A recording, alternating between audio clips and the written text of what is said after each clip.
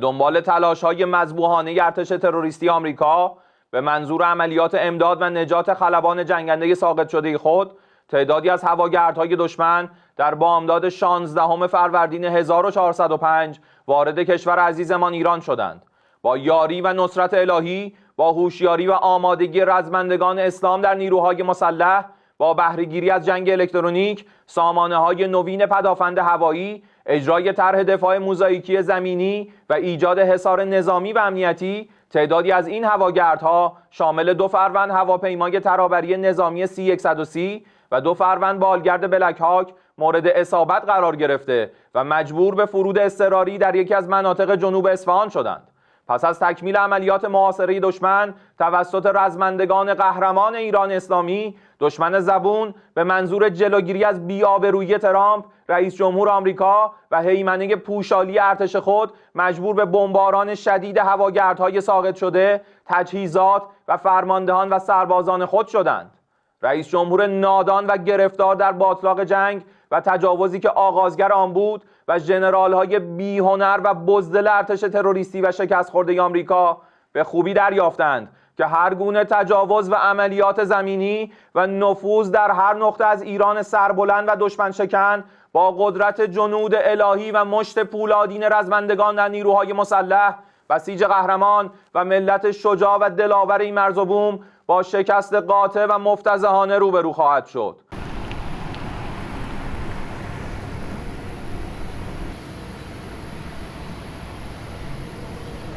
These type of rescue missions are fraught with the potential for disaster. And in this particular case, the United States was able to pull it off. And I'm thrilled for that. I guarantee you, for all the times that we've attempted to do this in the past, particularly in Vietnam, success rates are usually very, very low. But this is something we can celebrate. It's a very, very tough situation to find yourself in where, you know, one minute you're in the safe confines of an aircraft that you're an expert flying. In this case, he's the weapons officer, so he sits behind the pilot. And the next thing you know, you've been hit, you're parachuting out, you get that shock to your system, you land, and the first thing that hopefully is going to kick in is your training. And the ability to maintain a degree of mental stability. You cannot panic under any circumstances. And he apparently did well. I've seen some reporting, of course we'll get more, that he had to move to high ground and stay hidden and then maintain contact with those forces that were looking for him.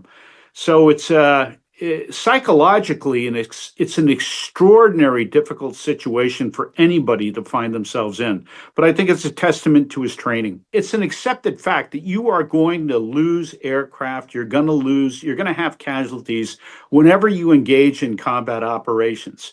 We lost the 2 aircraft, and in this particular case, fate was on our side, and we've been able to recover all 3 of those pilots. So, I think it's going to be a morale boost, but then again, those military operations are going to be ongoing. So we may find disappointment right around the corner in terms of casualties or more aircraft being shot down. This was a daring and dangerous operation involving dozens of aircraft, hundreds of U.S. military and intelligence personnel, but also the remarkable actions of this military pilot. The U.S. carried out multiple efforts at once, of course, launching this search and rescue team, but also the CIA carrying out a disinformation campaign inside Iran to spread false information that both pilots had already been rescued by then. That, of course, wasn't true. The U.S. was searching desperately for the pilot. The CIA helped locate him, but the pilot himself went 7,000 feet up a ridgeline, hid inside that ridgeline as the CIA pinpointed the location, and then those aircraft and those commandos went in to get him out. This all began on Friday when, of course, that F-15 went down. The U.S. got their first communication from him Friday night indicating he was injured. That, of course, added to the urgency of this, but very much a happy ending. That pilot on his way home, a great relief to the U.S. military and also, of course, to his family and loved ones. So we had the right people and the right equipment but frankly, we got lucky because my particular concern after so many hours had elapsed. We're not talking about the first 5 hours, 3 to 5 hours, when there's a high expectation that you can recover a down pilot. But because we went to almost 2 days, just as a colonel had indicated, that raises concerns that either the airman was injured, there were equipment failures, or he was in some sort of situation that made it very, very difficult to continue with this mission because of the risk associated with the Iranians shooting everything they had at any sort of rescue operation. So we were lucky. That is a wonderful thing. But there are, as you've described, a lot of challenges. Just really briefly, one of the interesting challenges that will have to be faced by those who are in what we call the development of operational planning, especially from the air side of the house, is that the Iranians were able to take down that Strike Eagle. It isn't what we call a 5th generation aircraft, which is supposed to be invisible to radar. It is a highly advanced aircraft with multiple capabilities, but it suggests that the next effort to move forward and continue the destruction of those military assets and perhaps other areas of significant strategic significance, we're going to have to look at the force package. How many Strike Eagles, whether we have to fly this completely with 5th generation F-35s, all those complex issues that have now arisen. Plus, what we've heard is the Chinese are in fact supporting the Iranians and have provided some highly unique and apparently very effective defense systems. 现在伊朗的防空作战体系仍然是处于有效运作的状态，针对在相关区域内飞行的美军战机和直升机，可以构成强有力的这种防空火力的打击能力。那么从目前来看呢，随着这个空袭行动的持续，美军的装备损失越来越多，而且呢人员也会面临更大的风险。这说明现在美国针对伊朗的空袭已经受到了极大的限制。自2月28号以来，美军已经损失了4架 F-15E 打击鹰双座战斗机，10多架 MQ-9死神无人机被击落或在地面摧毁，1架 E-3G 望楼预警机受损，数架 KC-135 加油机在伊拉克坠毁或受损。此外，美军部署在约旦和阿联酋的萨德系统遭打击破坏。卡塔尔乌代德空军基地的 AN/FPS-132 远程预警雷达以及多套爱国者导弹雷达也受损。美军的高价值平台和防御系统在伊朗的饱和攻击中遭到了重点打击，经济损失巨大。